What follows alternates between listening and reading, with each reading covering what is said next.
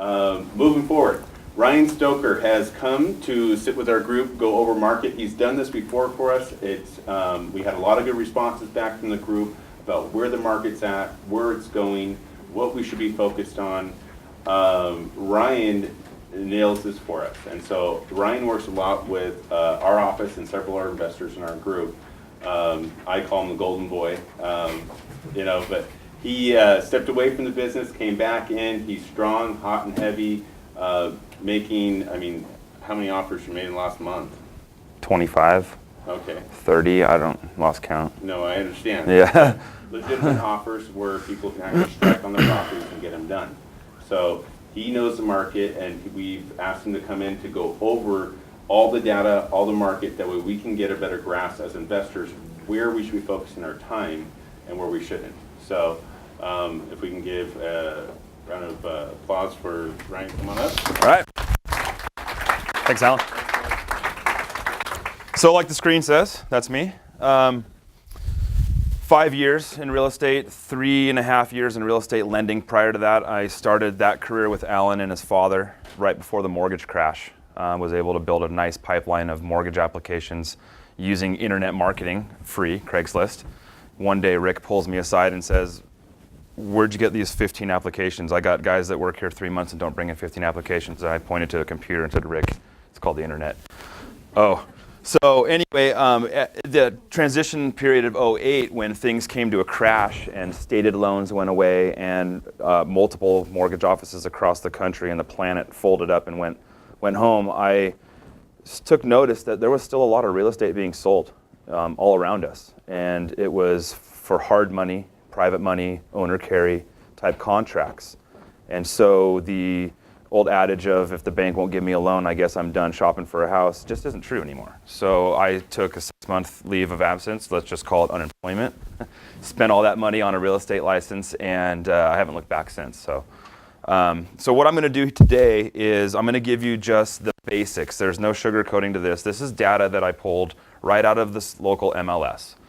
This is a recap of 2013. I've done this before for the group, and going forward I'm going to continue to do this as long as Chris will have me back. And so what we have today is we have a 13 annual overview of what was sold, dollar amounts, etc., days on market, all the cool stuff, and then what it looks like for the first quarter of 2014. Okay? So if you guys like numbers, here you go. Ready?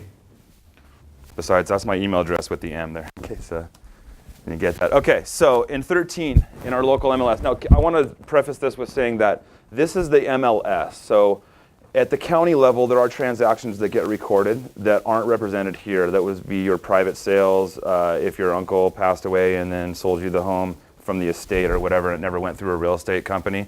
There are transactions in our area that will not here, but because we had 7,100 plus transactions, that's the majority, and so these numbers are pretty close to what they should look like. What does that equal in dollars? A big number, but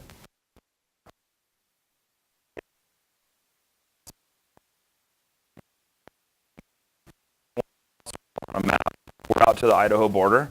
We're up to basically the Canadian border, and we're about as far east as, say, like the Fish Trap exit. Moses Lake and other property areas like that just don't import into our MLS. There's a Northwest MLS that handles all of the outlying areas. This is the Spokane Realtors Association in the local MLS. Okay, there are Post Falls and Coeur d'Alene sales that represent in this data, because if you're an active agent in Idaho, you certainly want to market to us because we're a captive audience. Right?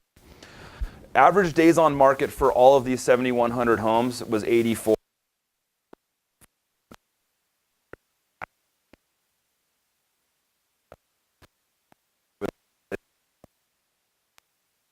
The core group is 54 days.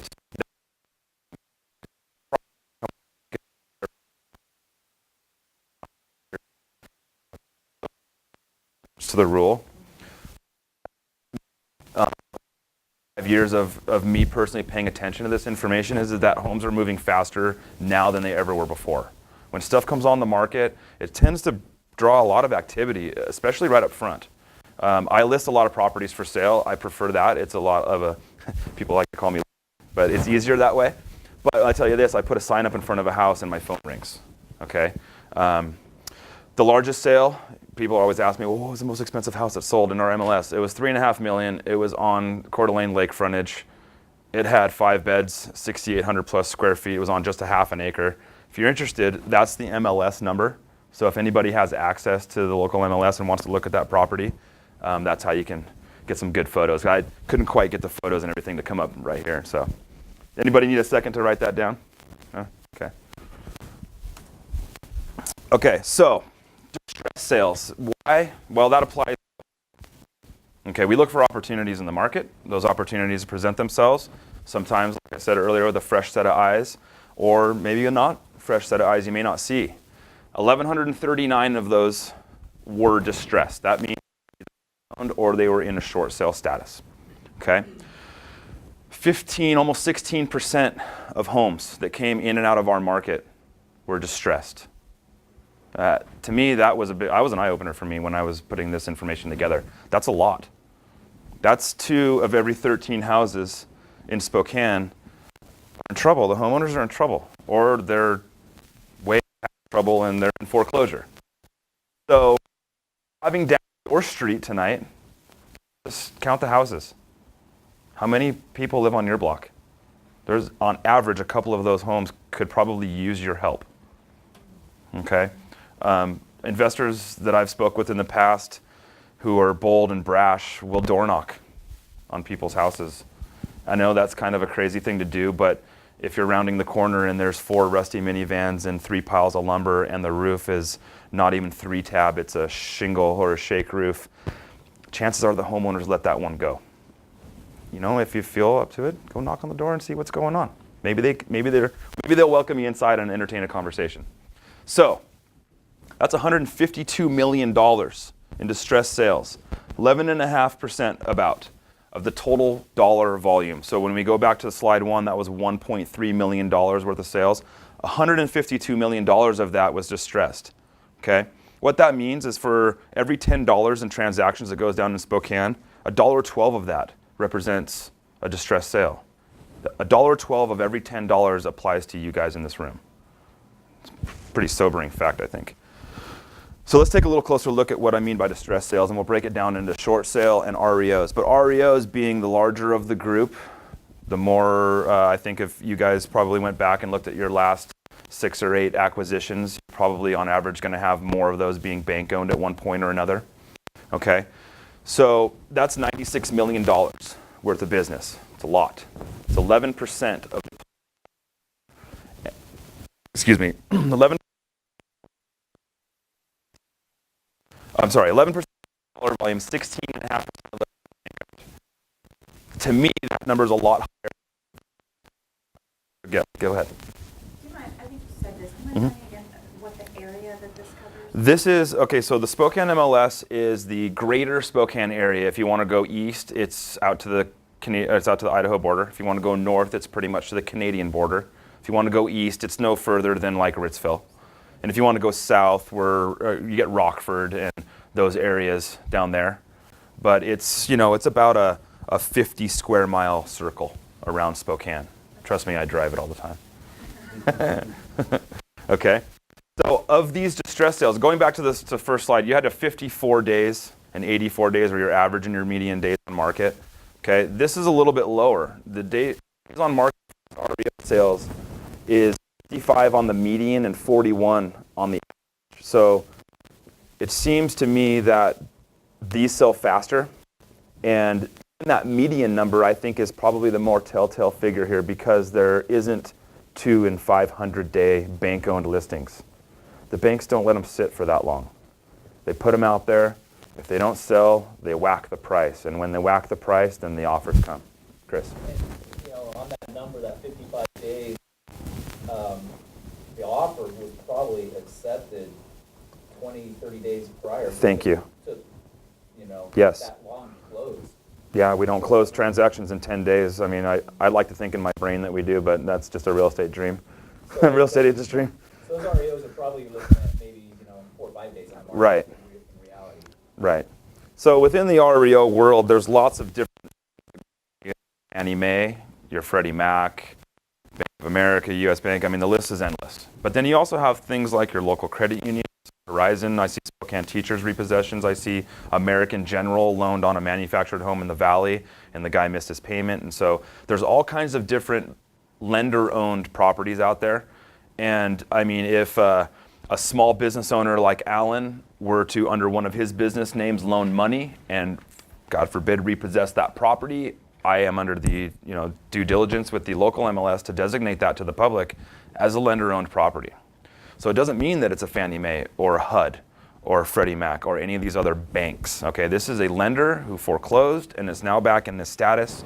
And so the lender basically sells these in as-is condition, and they're exempt from a few homeowner has to do in order to sell these properties. Okay, and you probably run into this if you guys are actively making offers on some of these things. There's initial wait periods and whatnot. So my advice is if you want to have a more detailed, in-depth conversation with an agent about what that means, do that, because it's not just a simple black and white thing. Okay, there's a lot that goes into that. But I think the biggest thing here, guys, own stuff, is that the turn time is key. That you strike while iron's hot. If these new listings show up, you're driving the same day. Somebody already has, and the offer's already been faxed.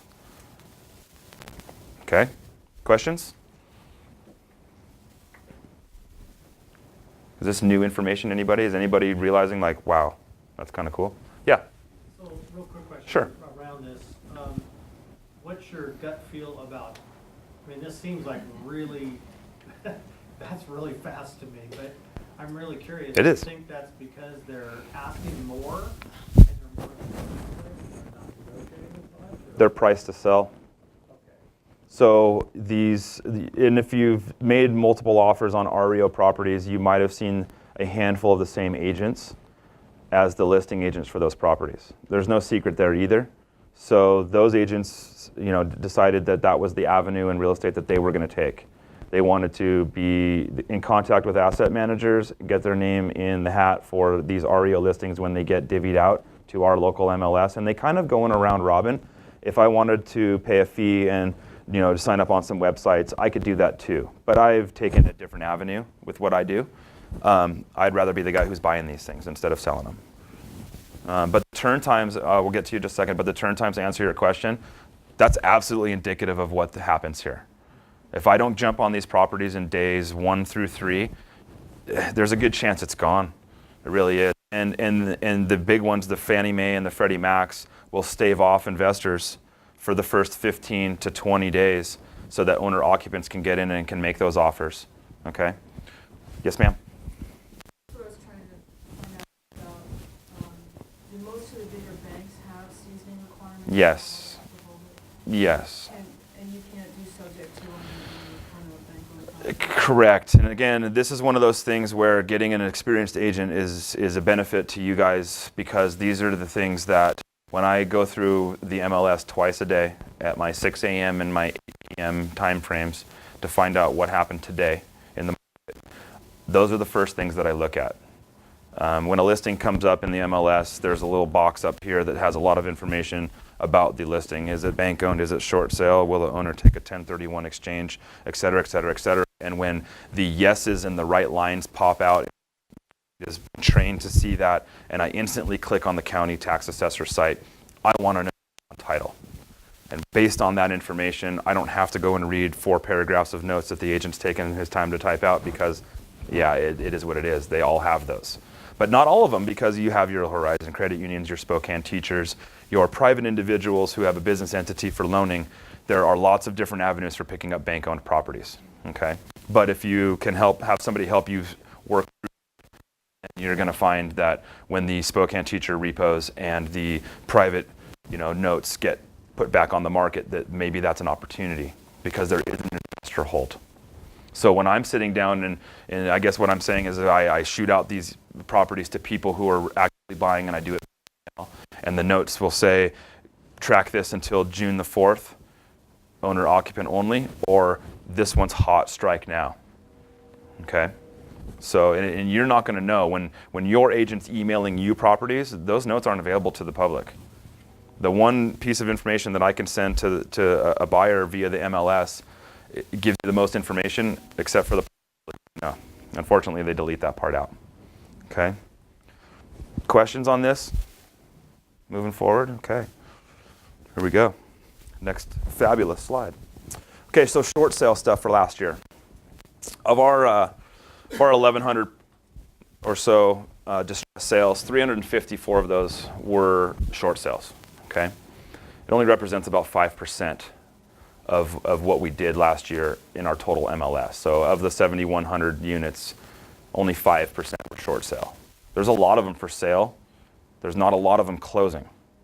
So go down a line here, $56 million. That equals 4% of the total volume. Okay. The previous slide, we had 11% of dollar volume, but we had 16% of overall unit volume. Anybody want to take a guess on why that is? Bingo, Maya. Okay, so if you were looking for opportunities within the distress sale world, REOs might present that on a more frequent basis. Not only because, well, there's more selling, but there's more out there. I mean, you got 800 plus versus 300 plus, right? Chris? Do you know how many short sales were actually listed? Well, I considered putting that statistic in there. So I started my research, and I quickly found myself stonewalled because listings expire and go back on market all the time. And so it would take me and a team of researchers, all year to figure out actually how many did, and you know what I mean? So, and again, as an agent who looks for listings, expireds are one of the things that I have personally ever listed something for sale and with that realtor, and it expired without a sale. You may have gotten a barrage of phone calls from other agents looking to pick up that listing. Okay, and the truth is that even the best priced homes sometimes don't sell the first time around. It's just a cruel fact of real estate. It just happens. And I'll tell you this, I put homes out for sale. I know I take special care to figure this information up front. There's nothing worse than spending my own dollars to market a home that isn't priced right. Okay, but then on the 90th day, on the third price change, I get a contract, and then my phone rings 4 times because I moved it from an active to a pending status in the MLS, and 4 realtors, they hit the ceiling. Oh my gosh, I had a buyer. Wow, your buyer should have acted. So, there's a lot of apathy that goes on amongst buyers, amongst sellers, amongst agents. There's a lot of apathy. Excuse my language, but a lot of these guys need a kick in the ass. Get off of your chair, go out, get in your car, and go drive around. 2 of every 13 houses on your block are distressed, on average. Okay, maybe you have a nicer neighborhood, maybe they're not. Well, that could be 8 or 9. So what you're saying is they're all HUD repos. Okay. VA loan. So,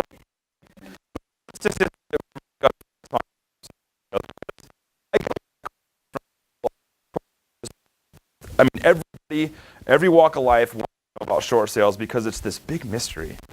You make it work. How do you know? Well, you don't, okay? But you can kind of figure it out.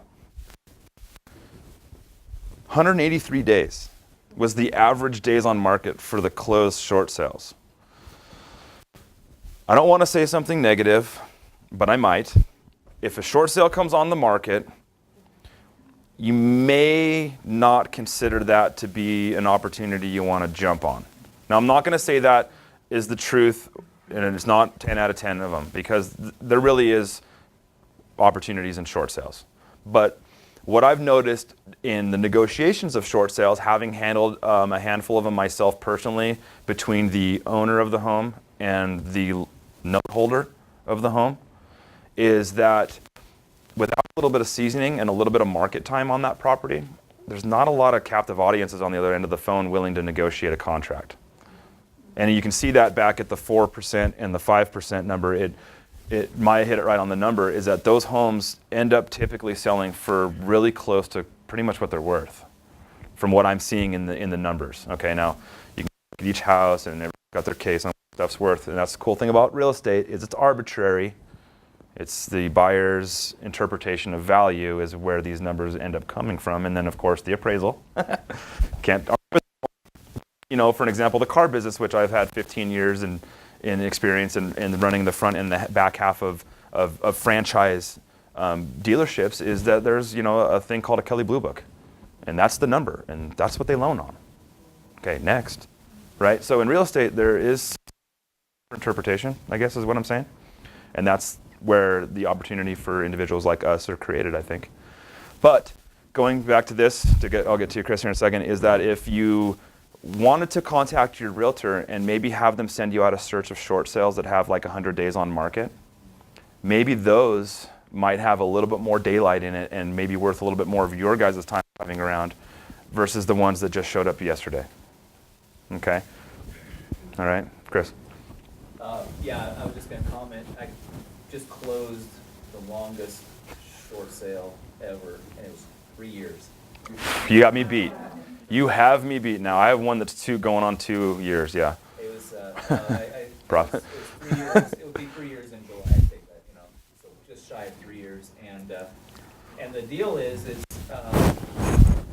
reason it took so long, we had it down to where it needed to be, but the bank just would not, just wouldn't come down, and nobody would buy it. You know, I had it listed where it should have, and it was a good deal where I had it listed, but, Economics 101. Bank-owned properties that have been foreclosed have been, well, first mortgages are federally insured, right? You might have heard of a company called AIG, right?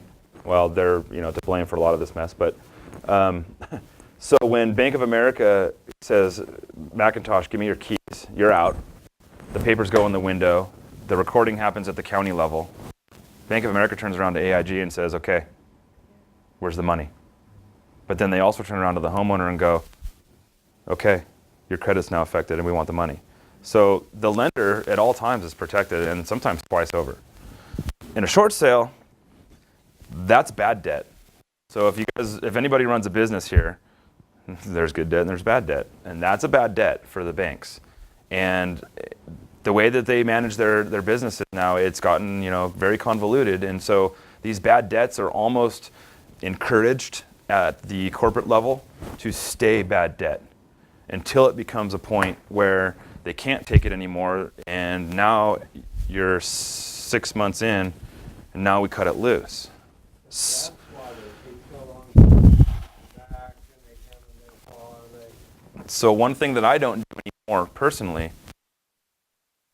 I mean, I like Alan, he's a lender, but Bank of America and, you know, all these other that are out there for agents to, that's what I'm saying is if your agent is doing short sales on their own, they're not effectively using their time. I mean, it takes 125 phone calls on average to close one of these short sales to 17 different people at one organization. It's the time and the effort that I personally don't have. I've got more important things to do in real estate than to deal with somebody's first mortgage. Now, in short sales, there's another unforeseen factor too, and that's a second mortgage. And there's no information out there that you can find that's going to tell you who holds the first or the second note. There's not. And second mortgages are not federally insured. And in a short sale process of negotiations, they're the one that's going to cause the most headaches. First mortgage is insured, AIG, give me the money, thank you very much, 180 days, we're out of here. Second mortgages are going to come after the owner's credit, they're going to go to collections, they're not going to walk away from that debt easily. So it takes some professional negotiation, and there are several outfits in Spokane that do. My favorite is an attorney's office called Gustafson. It used to be Gustafson Hogan. It's now just Gustafson. Hogan went on his own. And they have really kind of perfected the art of doing this. And I'm not trying to, you know, promote anybody. If you've got somebody that does your short sales for you, by all means, keep the relationship open. The relationships in this stuff is one of the most important things. But I think that's better. Yes. they really have gotten better. I send all my stuff there now. Yeah. I just got one approved with Guston. It took us 17 months. They didn't have it originally. Once Guston took it, I had an offer pending on this property, and it's been through 2 different listing agents during this time frame. So one agent went away, I had to put my offer back in. But when the second agent picked this listing up 6 months ago, They put it over with Guston, and we finally got it approved because they got it done the right way. So, but you guys, I wanted the property that bad. I kept it for 17 months. I heard in our initial round robin this morning about prices weren't there, or the numbers didn't work. Okay, so yeah, I get that, because I look at the MLS twice a day. There's on average 150 new listings per day. I go through every one of them, and I give it I guess I give it a second level of investigation on a good half of those. The address piques my interest. The curb appeal of the home piques my interest. The floor plan of that home piques my interest. So I dig in a little deeper. I like to call it going 3 deep. Okay, and so when I find that this is a short sale and it's on market, and I might actually set up. I have a note system that I use, and I set up that address as something that I need to track. And there are a handful of bank-owned properties that come on the market that are overpriced. And not every REO out there is going to be a really good deal. Okay, and very often I shoot them out to my investors, and they respond with, "One, it's priced at retail," and they're right. Oh, but I liked the way it looked and the floor plan was great, but I didn't really, the price wasn't. Okay, so maybe you need to find a property that comes on the market and it's a short sale. You've driven the neighborhood, or you know the neighborhood, or gosh, you live on the corner, but that price is too high, and you know what? Maybe I just need to track that one. Okay, it's one thing that I would suggest you guys kind of incorporate into your strategies now is tracking short sales, because it really takes some, and they need to grow a little hair on the market before it's really going to get there. Yes, ma'am. We made an offer on a short sale in February. Okay. Just got word just this week that we got it, but we had to go through some hoops to get it. We made an offer and found out that we countered once, and then they got back to us that there was another offer substantially more. Do you want to counter? No, but leave it in. As a backup offer. Yeah. Correct. So we did. Okay. And the other offer disappeared. Right. Gustafson handled it, and I've read a couple of her. They are on it. They are. Okay. Dog on a bone. Backup offer. That's, I think, the key. And so we stayed because we knew we needed to have it. But yeah, we got it at a good. Get your name in the hat. Yeah. And leave it there. Don't take it out of the hat. Put your name in the hat. Like my grandpa used to make jokes about bill collectors, and don't call me again, because every month I put my bills in the hat and I draw them out until I'm done with money, and if you stop calling me, I'm taking you out of the hat. Well, if you're not in the hat, you're going to get called, I guess is what I'm saying. What I have, though, is that the people that backed out, would they have had to go through a season of,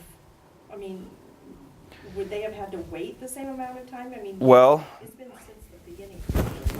Yeah, and time is arbitrary, because there's different central organizations that handle short sales for lenders. They have, within a Bank of America and a Wells Fargo and a U.S. Bank, they all have a different program. So what you're going to find if you go through this several times is that if it's a Bank of America short sale, the process, the paperwork, everything is different versus this one, versus this lender, Chase, et cetera. So, this is where I drew the line in the sand and said, I don't want to have to deal with this brain damage anymore, and it's better to turn it over to the professionals. But there is one downside to incorporating a third-party negotiator for your short sales, okay, is that they will hold a license in the state of Washington like a mortgage officer, and on a HUD statement on a closed transaction, they will claim a commission like they were the mortgage officer.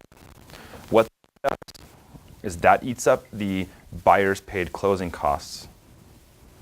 So if you came to the offer, we're for full price, but I want you to pay $6,000 of my closing costs, nope, can't do that. So there is a small downside to that, and maybe I lose a few transactions because of that, but I don't, because I have that much more time to go out back on the street and find better deals for other people. So, it behooves you to, if you're going to go after a short sale, know that you're going to be in a little bit more cash up front probably to close if you're using some hard money and there's some points and fees involved. But you're going to have somebody who's willing to make 125 phone calls over the course of 6 to 9 months, deal with tons of paperwork, and get that resolution. Because the magic moment in a short sale is when the letter of acceptance from the first lender comes out and says that the first mortgage has agreed to your short sale, congratulations. And Gustafson will move towards holding the seller of that home harmless for a tax liability. because that's what happens to homeowners is they will be taxed on the deficiency as a 1099 SS for the following tax year. And so these are the things that homeowners live in fear of and they lose sleep over.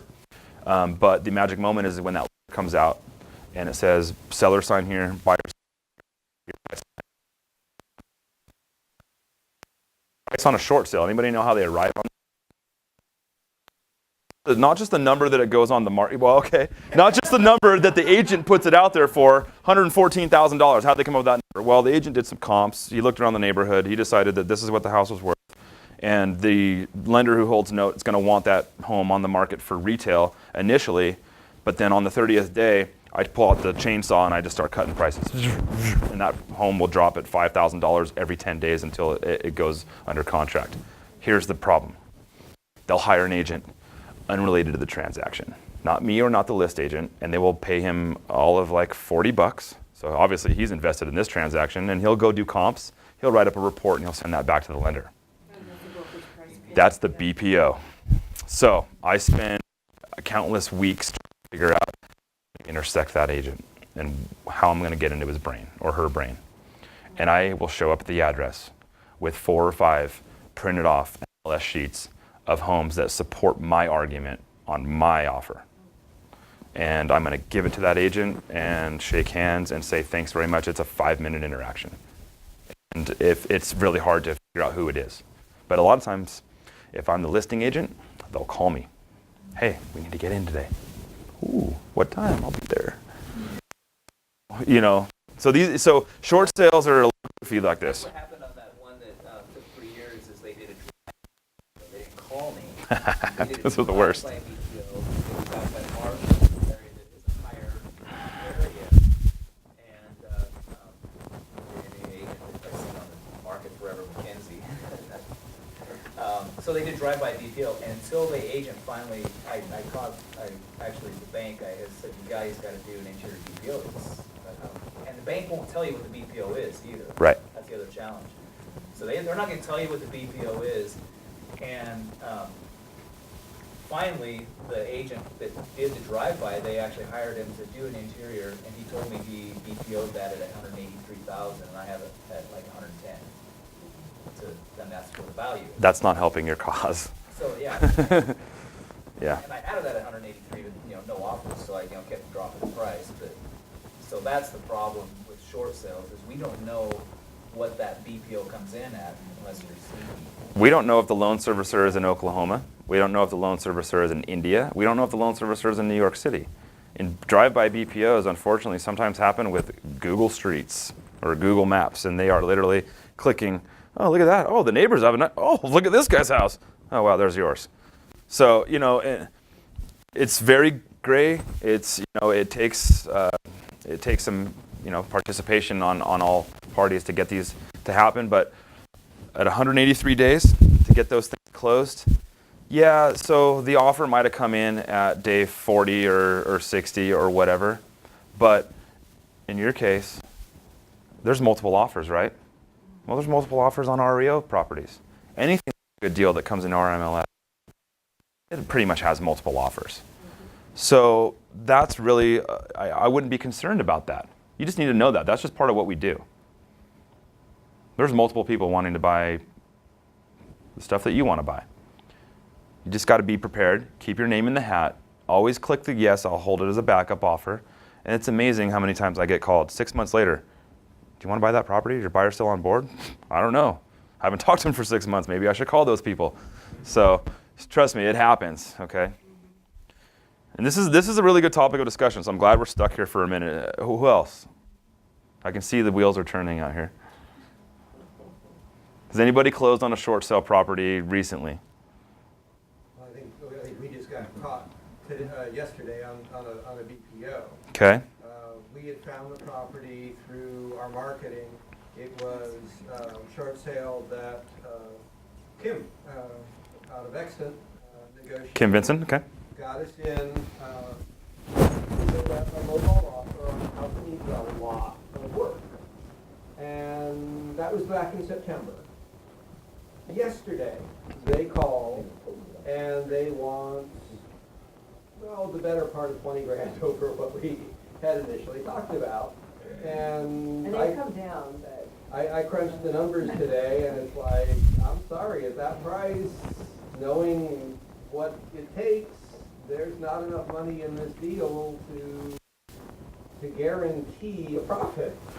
So the list agent then, knowing his job or her job, should then take that property and put it back on market if you choose to walk away, with notes that the general public can read that says this is a bank-approved short sale. BPO has been complete. Bank will accept $27,000. That broadcasts to the public that these seasoned short sales, a lot of them are going to have those notes in there. These 60, 90, 110-day-old short sales have been through offers, which have then triggered BPOs, which have then made it back to asset managers. Not all in the same week, trust me. And now we are at a point with this file where if Anton wants to step up and go 125, yeah, I can make that work, and now you're $2,000 away instead of $20,000 away. So, don't stop making the offers, but, at the same time, just recognize that you are encouraging the sale of the home to another buyer by doing that up front versus going after the ones that have been through that process, found their way back onto market. Lenders have approved a certain dollar amount, and numbers are tight. If you're making bucks, buy it. Any good real estate investor will tell you that they made their money when they bought the property, not when they sold it. Any good investor will say that for sure 100% of the time, that I made the money when I bought that home. Whatever you choose to do with that home, it's your choice. Burn it down. Who cares? But, okay, short sales. I'm going to move on if you guys don't have anything else you want to talk about on this one. Yes, Phil? Question, Ryan. I hear every once in a while where you'll hear that the banks, because there's so many that were happening, they've got a reserve inventory. They're not releasing them all at once or a little bit at a time. Is there any truth to that? REOs. Yeah, I'm going to say that, yeah, it's REOs. It's not short sales. So you got to recognize that economics 101. Short sales are bad debt. Insurance claims with AIG on your federally insured first mortgage have not been filed. The bank has collection activity. They're paying people in their organization salary or hourly to ring your phone and email you and to death. And so there's an entire different school of thought on that house than it is with the same lender, Bank of America, who's now foreclosed. And they've turned it over to their loan servicing department in Oklahoma City, 2,400 miles away from the guy who was just trying to collect on you last month. And now, when an offer comes in, they're looking at recouping a certain percentage of what the original note value was. So, how can you figure this out? You can go right onto SpokaneCounty.org on a foreclosed property, and in there will be a trustee deed. That's when the home reverted from ownership back to the bank. And that is the dollar amount that was originally written off. Sometimes I see them huge, like $285,000. And then I want to wow, what did they really buy this house for? Then I click on it and they bought it in 2005 for $147. So then they took out a refi, and then they probably cash out refied it again, and so on and so forth. So here's what I'm saying, is that a lot of people have asked me, what do you think about these percentages? Isn't it true that they're hoping to get X percent back on the original notes, this, that, and everything else? Maybe, okay, possibly. Am I going to spend countless hours looking at trustee deed values, going back to what they're asking for the MLS, comparing that to what I think the house is worth, and then figuring out if I come in at 67.5%, I'm going to get it? No, make the offer the most you can to get it. Do yours, have your strategy in place. See what I mean? There is no real secret to that. It is what it is. And I see notes that get foreclosed $41,000. The house is worth $210,000. They're asking $185,000. Is $185,000 a good deal on a house that's $210,000? Sure it is. Not if you're going to flip it this week. But if you hope to acquire that property and own it for 7 years and put a long-term renter in it or an option to buy, that might make sense. So, it's case by case. I guess you got to look at every house individually with a fresh mindset. And the values are what they're worth. The house is worth what it's worth. Does it matter to you if I'm selling you a property, Rich, and my grandma left it to me and I don't have a dollar invested in this house? Does that change the value of the property? Right. So, with that being said, going forward, just look at it like opportunity. number to own it for, and that's how you want to write your offers. That infiltrate your brain, and then you start or not making decisions and let the apathy sink in, and then opportunities go right down the river past you. Because you're all bank fishing. You're not in a boat. You can't change locations. You're fishing from the bank. These opportunities are on their way by you. Grab the ones you can grab. Okay? So if anybody takes this into consideration, plans on adjusting your short sale strategy, maybe, hope. Okay, so we're going to wrap this up here pretty soon, guys. So 2014, here's your first quarter statistics. Okay, yeah, we sold 7,149 properties in our MS last year. First quarter, 1,221. Yeah, it seems a little low, but wintertime is the slow part of our year. Okay, so just take that into consideration. These are obviously from January 1 through the end of March. $219 million. Average days on market, 90 days is the median and 64 days as the average. And I think that is, again, back to the conditions of wintertime. Okay, so around here, wintertime is not the best time to sell a property. Okay, the photography doesn't look good when there's brown snow on the curb from the plow truck that went by this morning. And the leaves on the trees aren't there, and you know the roof is kind of wet and it's just weird looking, and you know what I'm saying? We've all seen those photos. So a lot of homeowners that want to sell will contact me in spring and say, I'll sign a listing agreement from April the 1st, and we terminate it right after Thanksgiving or right after Labor Day or the day kids go back to school or whatever. And that has a little more effect if you're selling, 3-bed, 2-bath, single-family homes in the Meade School District compared to a 2-bed, 1-bath on the corner of Maxwell and Wall. Completely different animal. But wintertime up here, it does affect what we do, and that's right there in the numbers. And we should have, 2,600 sales on average if we did 7,100 last year. We're not there yet. So the most expensive home this year so far, 6 beds, 6 baths, 8,200 square feet, 4.5 acres up on the top of Argonne. It's a pretty cool house. There's your MLS number if you guys, oh, did I not put the MLS number in there? Oh, yeah, you'll have to find it yourself.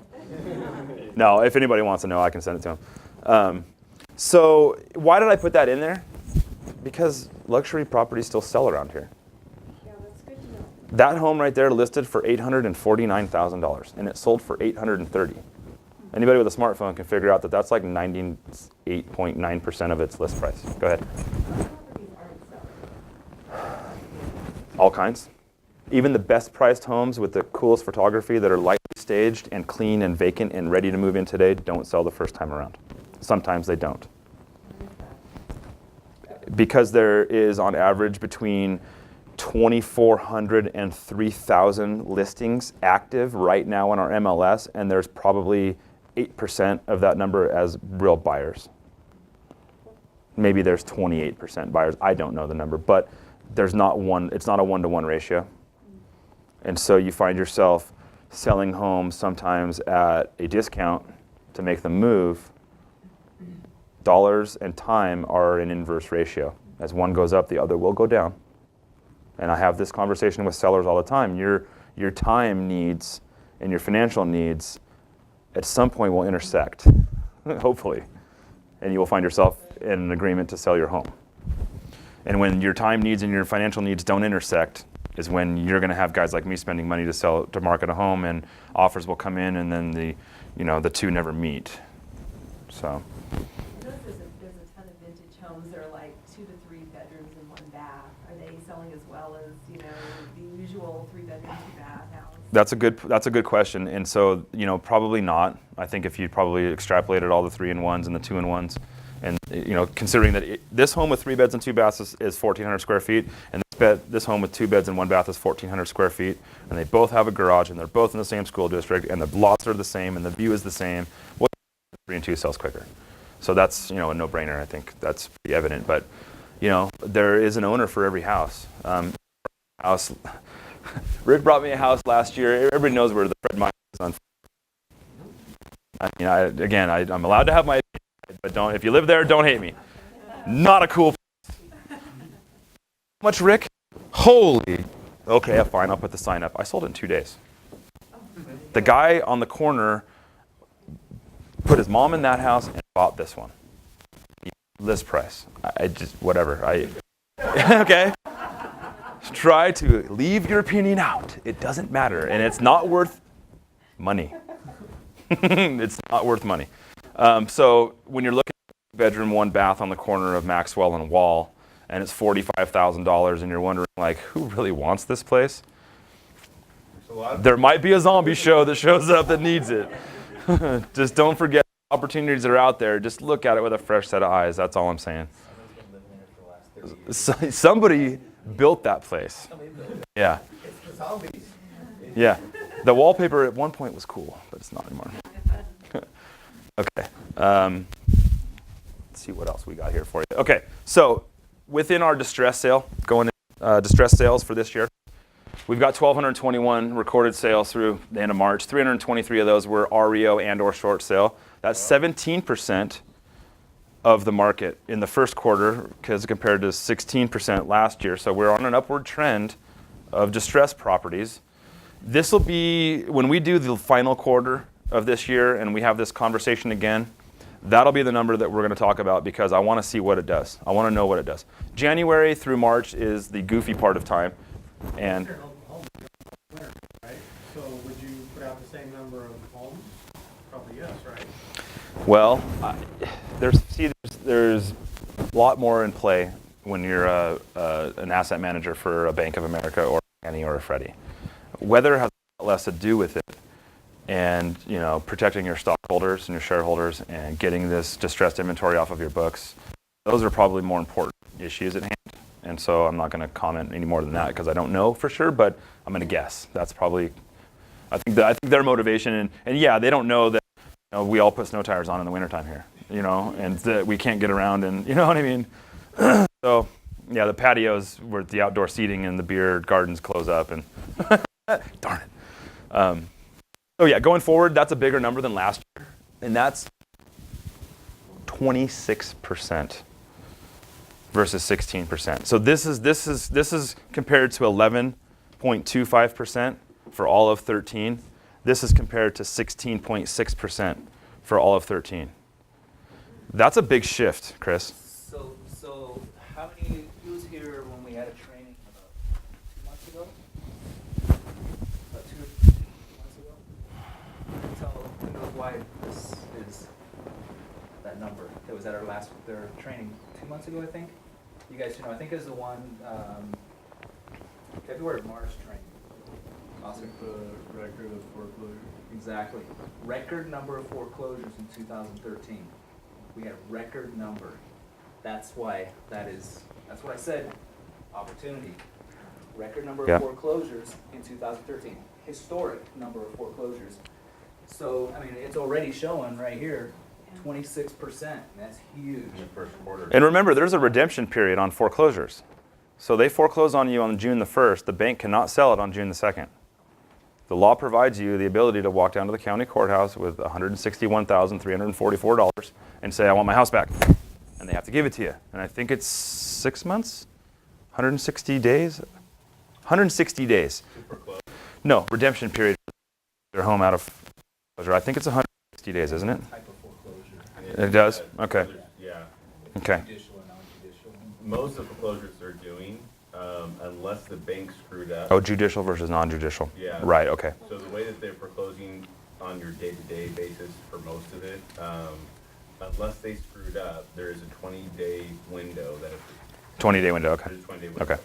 So if the bank On screwed up non-judicial. somehow. On judicial, it's 6 months. That's Yeah. correct. Right. Yeah. And Idaho has different rules than Washington. So, and if you have 40 acres or larger in Idaho, you have 1 year. The bank can't sell a property for 1 year, and you have the right to go back and pay them current and be done, and be brought back to speed. So those REOs that are hitting the market today have been foreclosed upon for quite some time. And we've all driven around and seen these vacant homes with the Fannie Mae notices posted in the windows. And then, because the buyers sometimes call me and say, hey, Ryan, what about the corner of Nettleton and, and this, and that, and I look it up, and I'm like, the house isn't for sale, but it's got, okay, well, don't mean anything.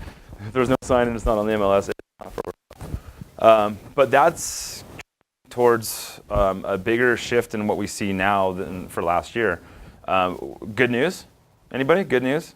Yeah, right? I mean, it looks like they're selling for a bigger discount than they were last year, and there's twice as many of them. So why is it that we're all sitting here saying we can't find any deals? I don't know that I would say that they're selling for a bigger discount. I don't know that I would say that for sure. But what I would say for sure is that the opportunity is larger. The piece of the pie that applies to you guys is bigger than it was last year. You had 16, there's more fish in the stream, or the water level's dropped and the fish is the same. The numbers are the same, they're just easier to target now or whatever. But I think that there's more fish in the river because this is compared to 16.66 for last year. And they're moving slower because days on market. Well, but I think that has to do with first quarter. I think that has to do with January through March. Yeah. Yeah, it was a long winter, and and it just, the conditions January through March aren't the best for selling homes. Take that as a note for those that want to buy a home and sell a home. If you can hold off marketing it until the grass pops up, you have a better shot. Yeah. Aren't we a non-judicial state, doesn't it? We're go by both. state? Yeah, we're both. They can foreclose either way.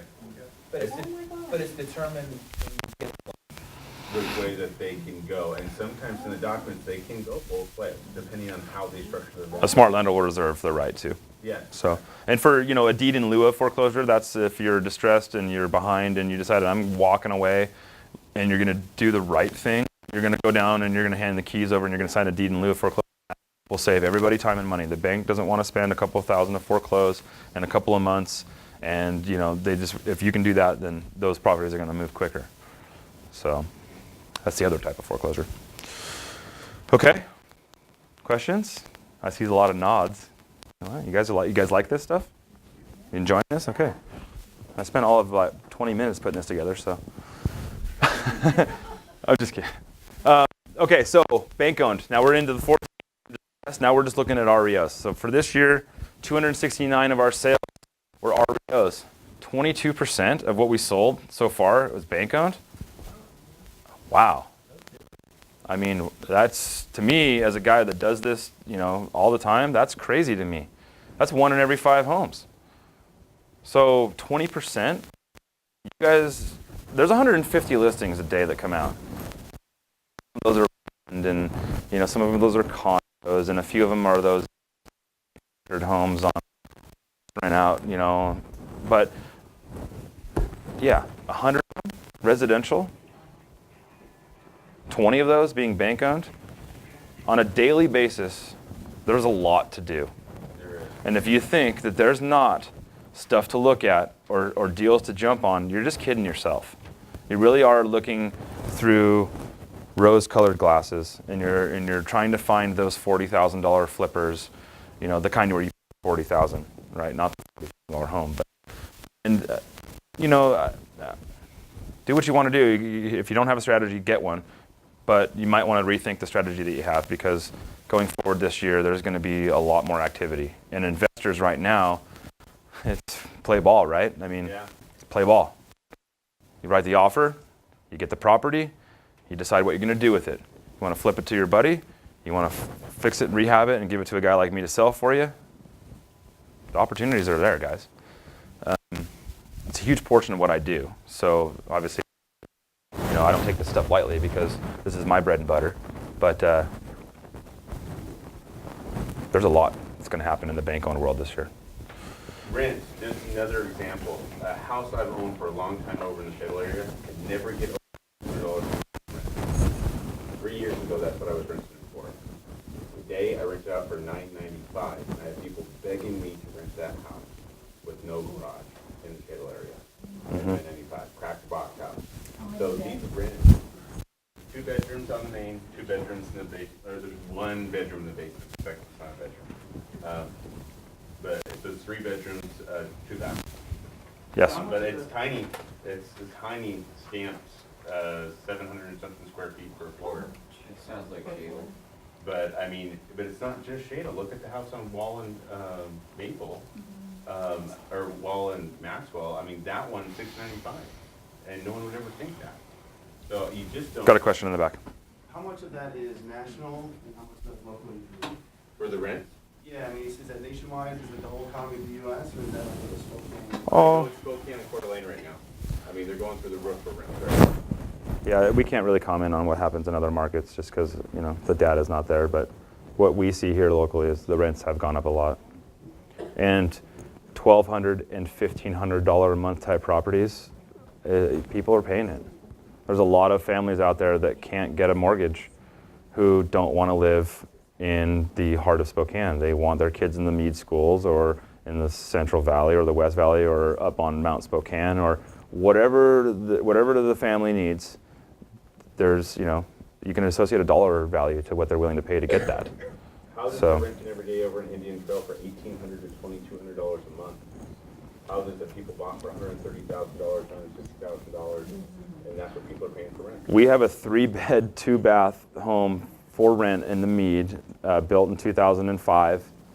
1 finished floor, unfinished basement in the garage, $1,550 a month, and my phone rings all the time.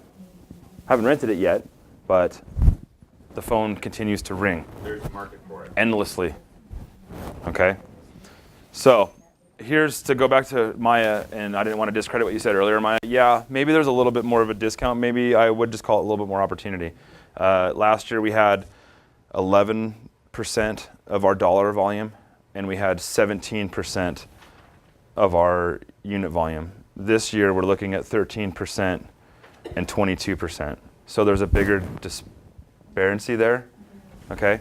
And that right there is your sweet spot as an investor, looking to acquire bank-owned properties for one purpose or another, to hold them, to flip them, to fix them, to love them, to burn them down, whatever you want to do with them. But I think that's pretty atypical, and I think that's noteworthy to take note of.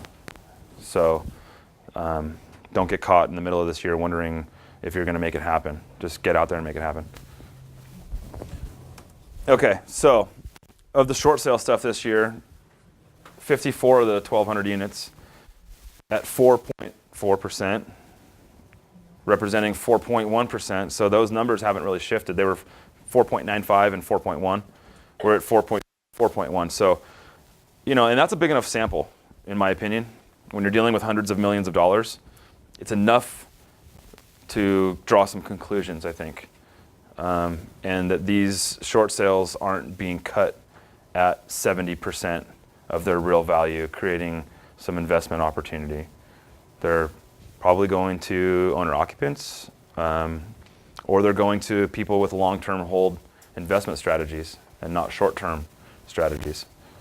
So, and again, you're back in that 200 days median and 171 days on market. That seems to mirror the same type of time frames from last year. So we haven't seen any improvement in the behavior of our asset managers. They still behave badly.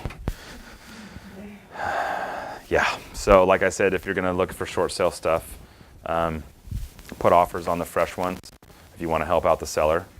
Put offers on the old ones if you wanna help out yourself. Okay?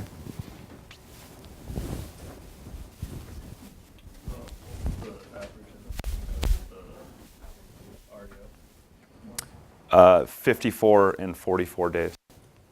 So going back to the, for this year, they're a little longer because we're looking at the winter time, but they're still less than 100. They were 71 and 60 days. And that's for bank-owned stuff in the dead of winter in Spokane. So that just, you know, your bank-owned stuff typically is priced right up front. A lot of times they're gonna see 1, maybe 2 price changes before they get locked up and go under contract. And so you really have to strike quick on those ones. And you got to be able to have somebody help you screen out the investor hold versus the non-investor holds, and you know what properties can I make offers on when it's day one? And there's not a lot. There's not, because I can't live in it. Yeah. So you got to figure it out, and you know, and have somebody who can help you do that, because that's going to point you in the right direction. It's going to create 3 or 4 times a week more chances to write an offer on something and to get that locked up, so that you can turn around to your peers and say, is this a contract that you need? Is this a contract you need? If not, then great, we'll close on it and do what we're going to do with it initially. Because when I look at it, I can tell you if it's going to be a rental.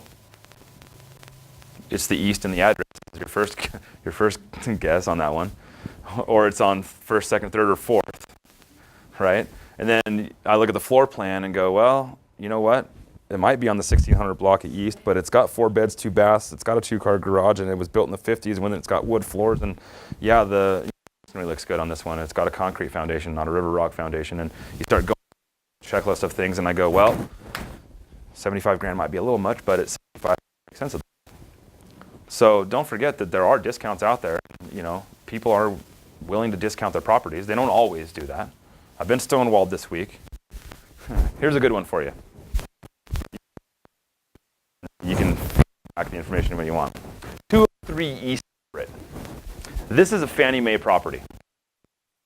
It's got a pressure test, so there's broken pipes. It's got a 1-car garage. It looked like somebody burnt something inside, so half the garage is burnt. There's not a piece of drywall or flooring.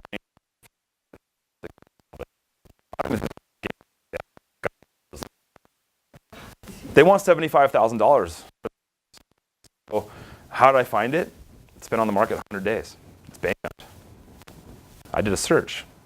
I set my criteria. I want that has a floor plan that's been on the market for 100 days. I'm going to come in with some goofy offers.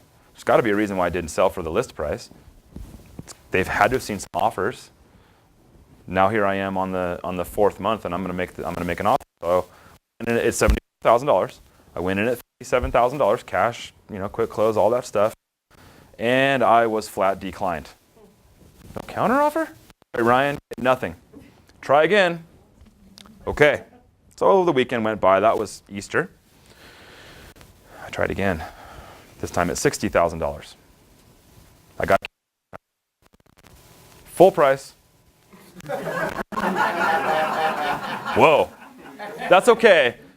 In Oklahoma, it's okay. They just don't understand. So I tried to call the agent.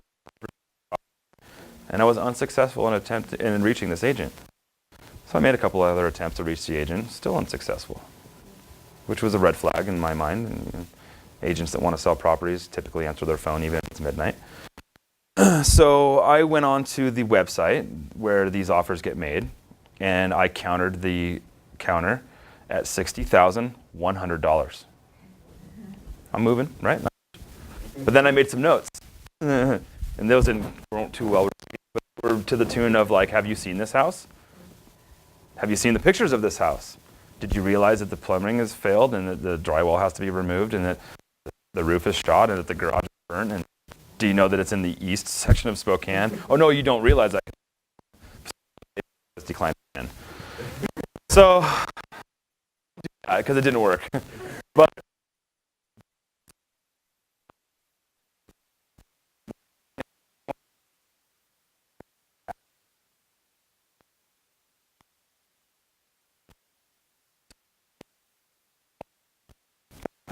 write the offers. When you get declined, don't take it.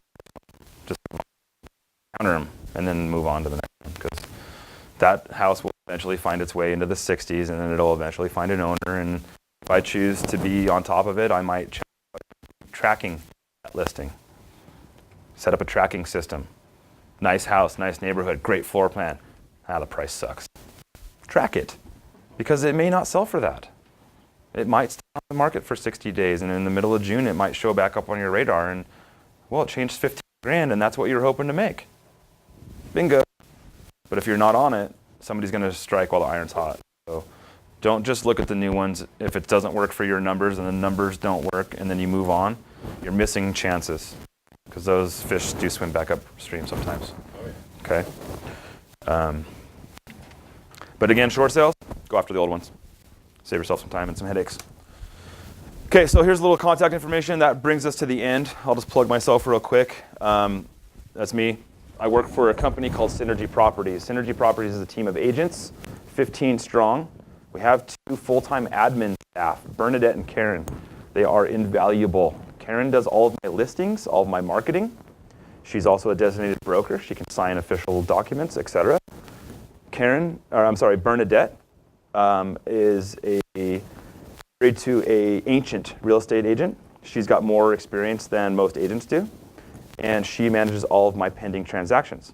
So anything that's under contract with a buyer or a seller, that is getting ready for escrow. She keeps the documents in order. She keeps the timelines in order. She makes sure that inspections go smoothly and the time frame that the inspections have to go, and the initials are acquired, and that documents are sent to closers on time, and that everybody gets together to do what we came here to do, which is buy and sell properties. Okay. My office is over at 706 West Garland Avenue. That is the old Masonic Lodge building, the 2-story building. It's 1 block from the Milk Bottle. Everybody knows what a Milk Bottle is, right? Really cool brick building. My broker bought it, and kitchen. We're going to put a common meeting areas for people to come and do business. There'll be Wi-Fi, all kinds of cool stuff. Phenomenal. I'll invite everybody down for the opening. I'll make sure you all get an invite for that. It'll be cool. Right now, it's a church, and there's a pulpit, and it's kind of cool. I had some people there today who were walking around going, "Really?" So just sit down and sign this stuff and figure it out. Been doing it 5 years. I work mostly with investors, but not exclusively, because occasionally I get referrals for buyers and for sales and for listings, homes I've sold in the past. Hey, we want to sell this now and this and that. So I just kind of I just focus my energy into the investment world, and it pays dividends, because I'll tell you this: if you've got multiple agents working with you guys, you're an individual with multiple agents. You have multiple conversations. It's hard to manage those multiple conversations. And so I find it easier for me, I'm on the other end of that conversation, if I don't have to manage a whole lot of conversations and I can manage just a few. So I prefer the people who buy and sell properties on a rotational basis. We establish that relationship, we get an understanding of what we're trying to accomplish, and then we just move forward, and I don't have to do this over and over and over again. A listing agent who wants to list every house on the planet goes on 10 job interviews a week. Pass. Okay. I got some cards up here.